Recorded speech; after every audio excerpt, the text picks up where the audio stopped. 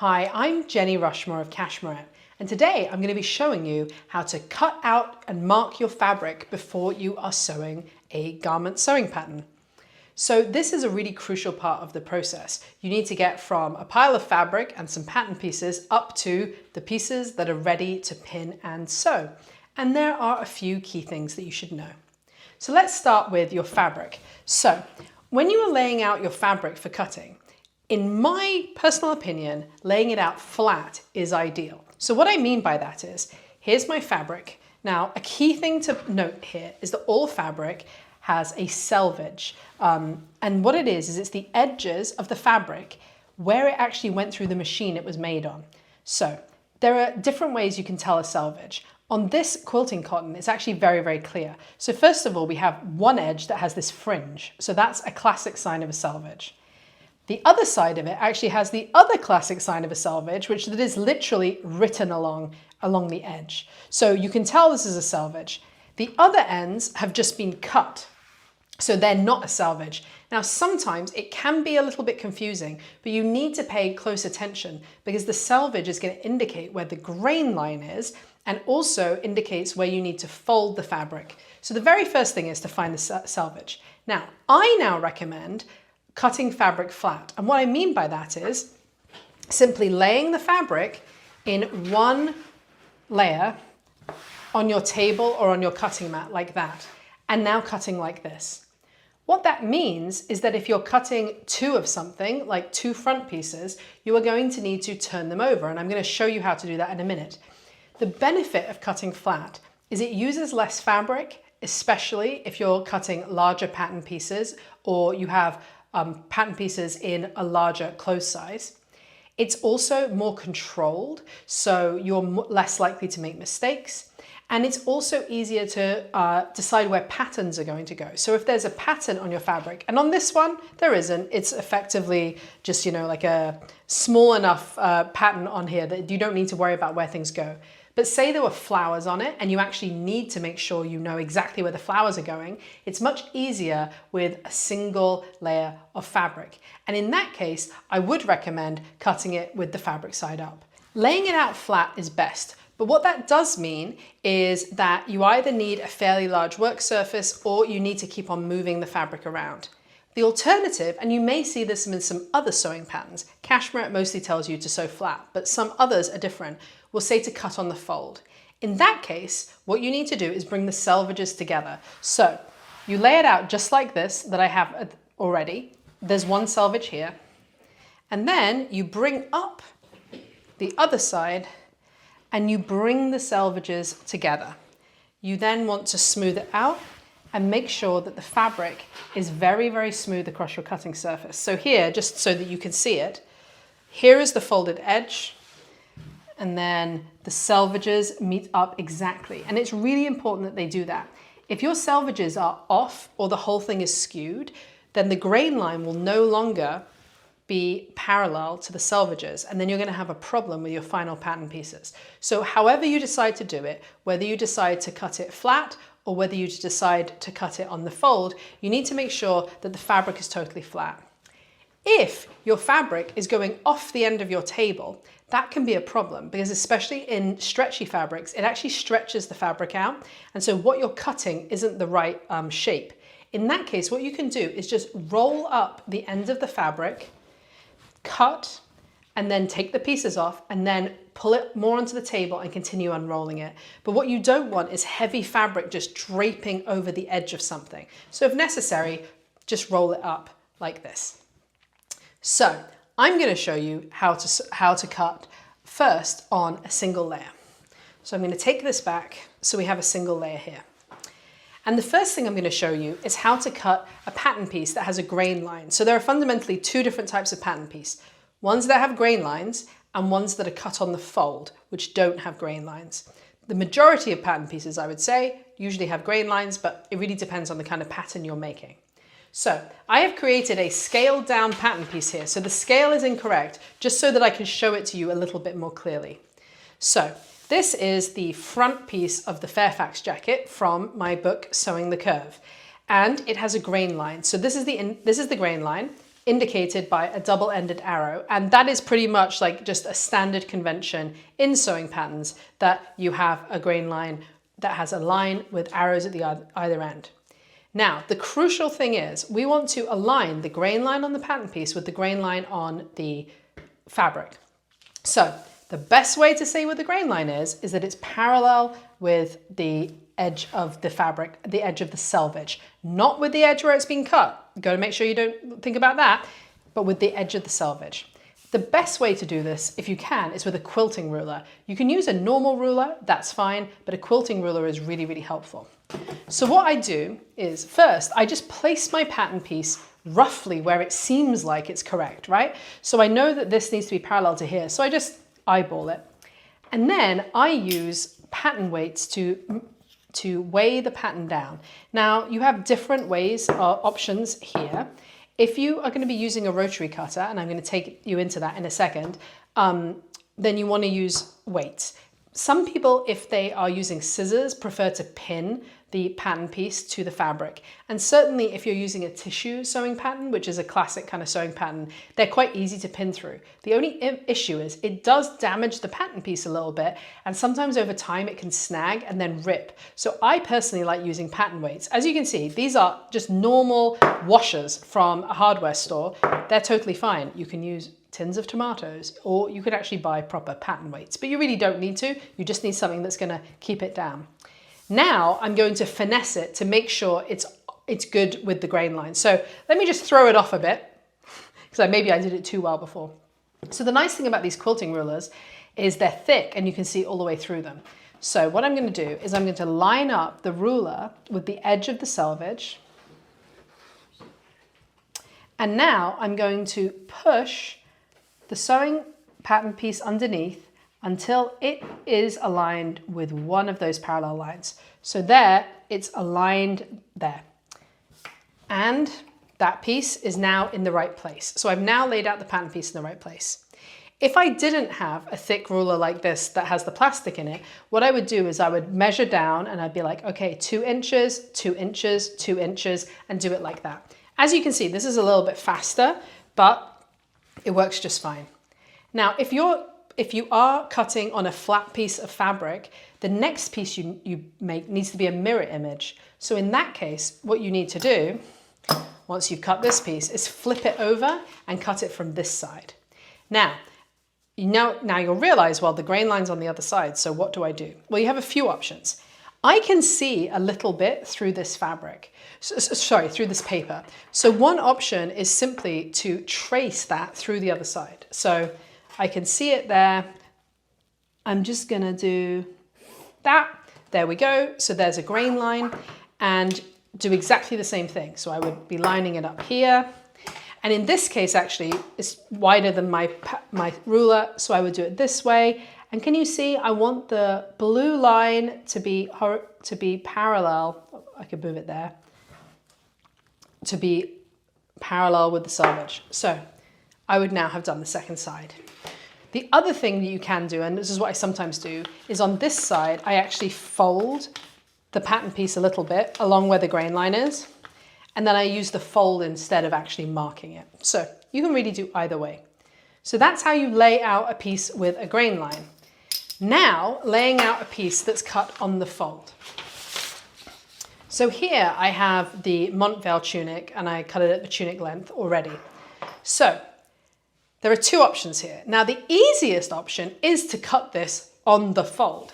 And if you're someone who prefers to have folded fabric when you're cutting and you don't mind using a bit more fabric, that's fine. So let me show you first how you do this, which is, I will say, the more traditional way.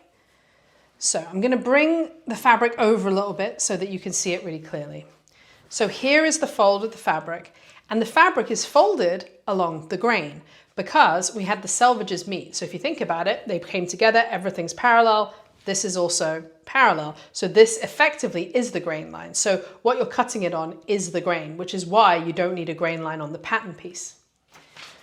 So on the pattern piece, there is a squared off arrow, double-headed arrow, and it says place on fold.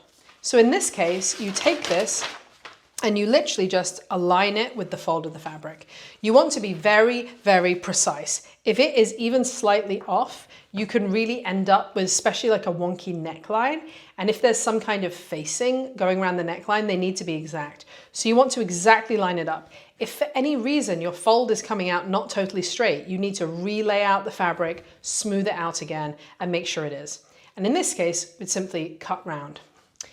Now, if you are cutting on a single layer, this is a two-step process.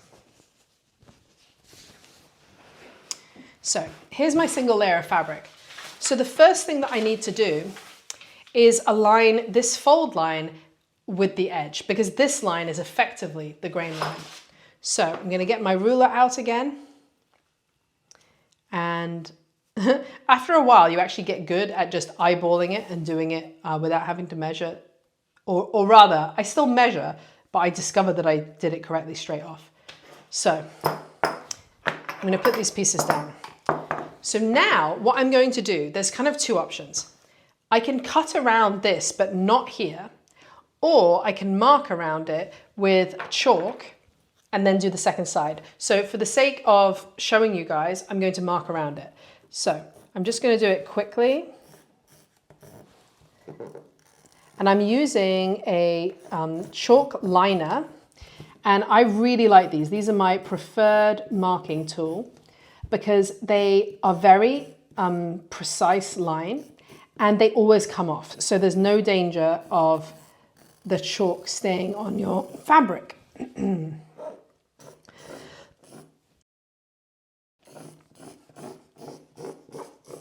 Okay, now you need to mark where you're going to flip it over. So I'm going to mark at the center front here and at the center back there. So that's really crucial. So even if you are just cutting here and not marking, you need to mark these first in chalk. And now I'm just going to flip it over. So I flip the pattern piece over and I meet the marks that I did. And now, again, I'm going to mark around it. Okay, there we go. So now you're ready to cut that out. So I've shown you now how to lay pieces that have a grain line and how to lay pieces that go on the fold. And I've shown you the two different ways that you can do that for laying on the fold. So now I'm going to show you two different ways you can cut them out. So the first thing I'm going to show you is how to use scissors, which is again, kind of the traditional way. I prefer the second way, but I'm going to show you first how you cut out with scissors.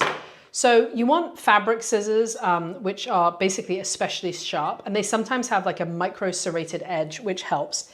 And the key thing is that you want to be as accurate as you can and cut off the chalk line, because if you think about it, the chalk line was outside the pattern piece. And especially if you are sewing something that is very, very precise, it's actually quite important to do that. And I'm gonna flip it round here a little bit, just because I'm right-handed and because of the angle. And you know, cutting it out is fairly straightforward. I'm just going to come straight up here and make sure I'm being as accurate as I can while cutting off the line. Now, some people will not have chalked it on. So if you haven't chalked it on, your pattern piece is going to be here.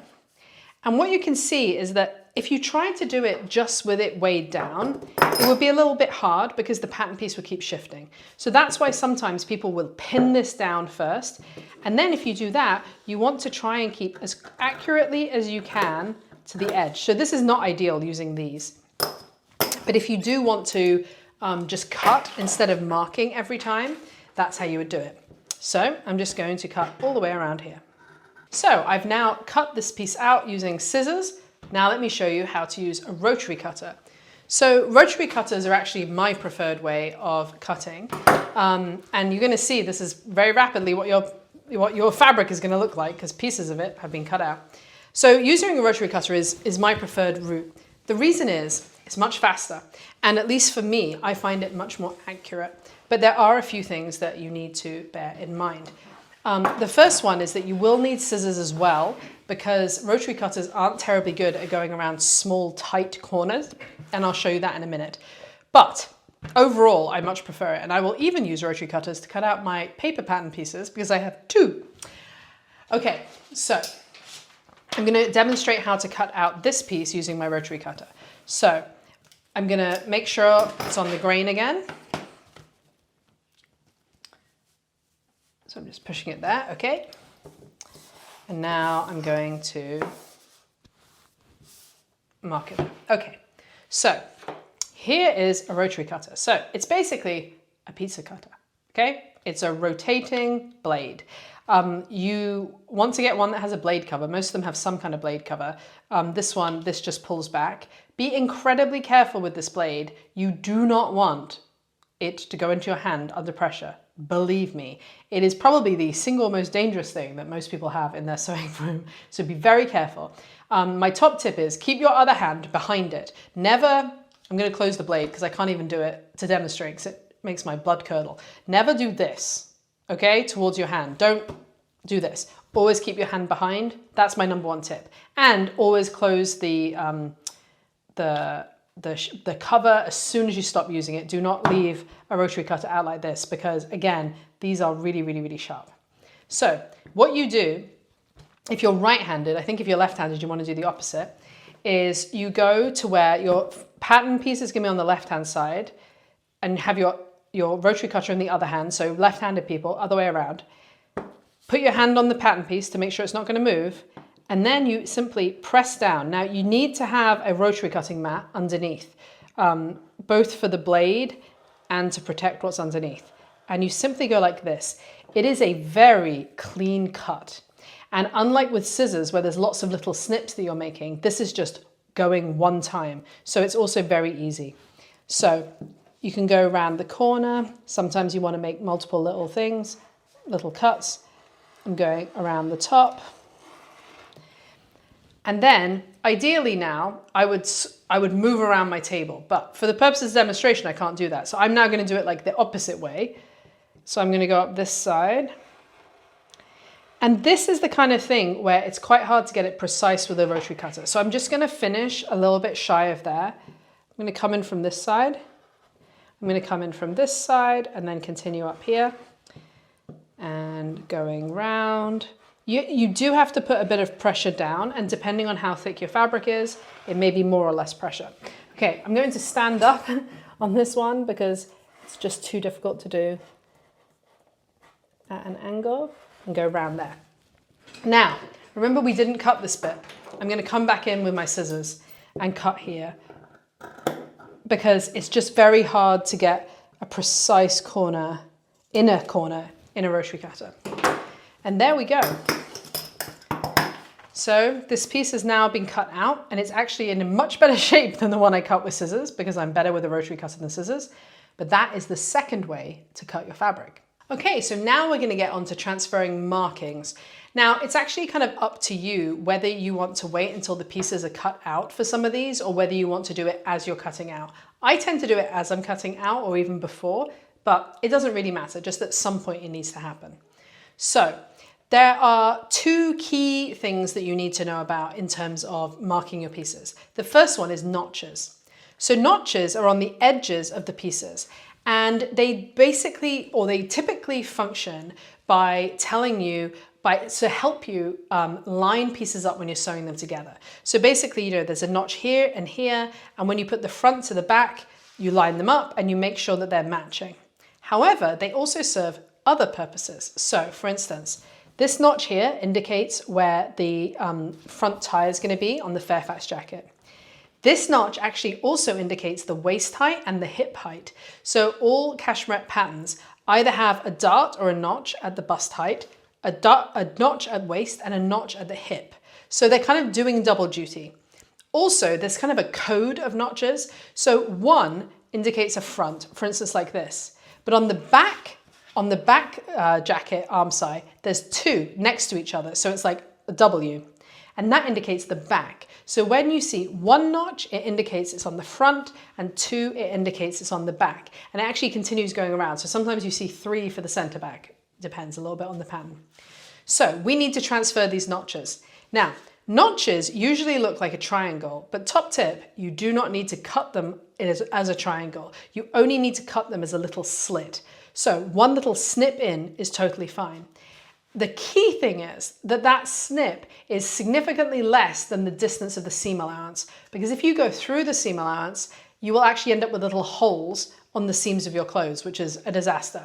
So if the seam allowance is 1/2 inch, we're talking about 1/8 to 1/4 of an inch max for your snips.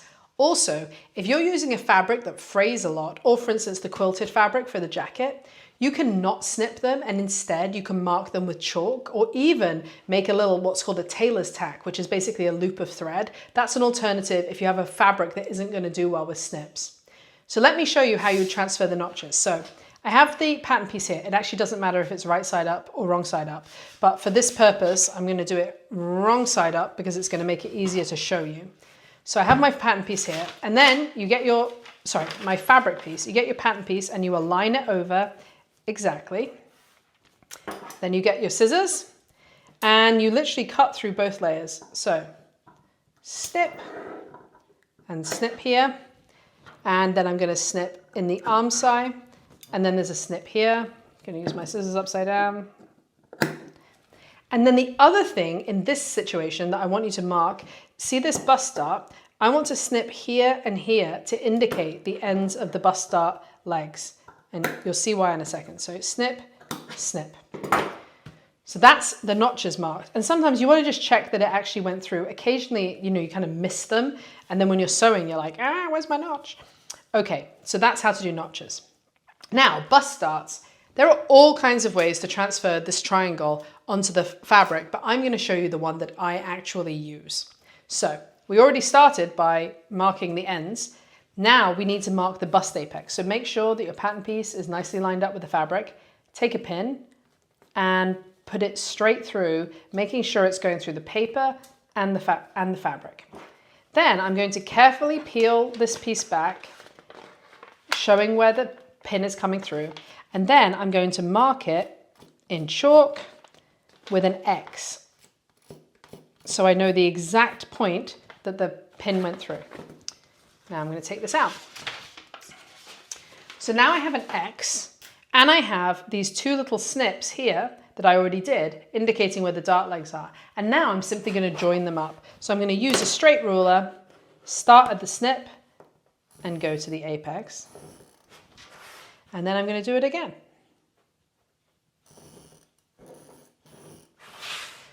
So that's that. Now, sometimes there are other markings that you need to make so that you know where to put certain things. So on this one, this is the marking for the pocket. Now, you actually don't need to mark the entire way around.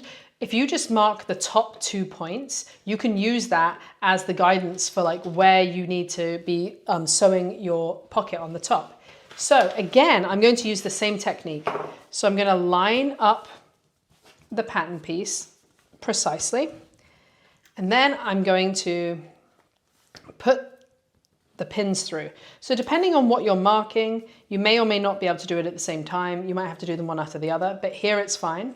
So again, I'm going to peel back the pattern piece so I can see the markings, and I'm going to mark an X. So I'm using this chalk liner that I really like because it's very accurate and chalk always comes out. You can also use disappearing ink pens that are made for sewing with fabric. There is a risk with those though. So the disappearing pens theoretically disappear with water when they're washed, but some of them don't on certain fabrics. Some of them also come back if it's cold. So especially I've heard of people, this is really tragic, making quilts and spending, like hundreds of hours on things using a blue marker. It all washes out, it looks great. And then the first night that it's cold in the house, there's all these blue stains all over their quilt. Can you imagine? So if you're going to use one of the disappearing markers, you really want to test it out first to make sure it's going to totally disappear and that it won't reappear if it gets wet again or if it gets cold. You can do that on a little bit of a swatch and put it in the freezer is what some people do. Or you can just use one of these. And I recommend these. This one's from the brand Clover and it's called a Chaco liner, and you can get them in different colors. So depending on what type of fabric you have, they're very, very useful. So that's what we use. So now you know how to lay out your fabric on your work surface, place your pattern pieces down, cut your fabric, and mark darts, notches, and other important points. So I hope this was very helpful. If you'd like more videos from me on how to learn to sew, we have tons more available at cashmerette.com/learn to sew. And also, I wrote a book. So this is my new book, Sewing the Curve, which is a complete guide to learning to sew if you're curvy. It covers everything from learning how to pick a sewing machine to understanding patterns and fabric, all the way through to sewing 6 brand new patterns that are included in this book in sizes 12 to 32 and cup sizes C to H. Go to cashmerette.com/STC to learn more.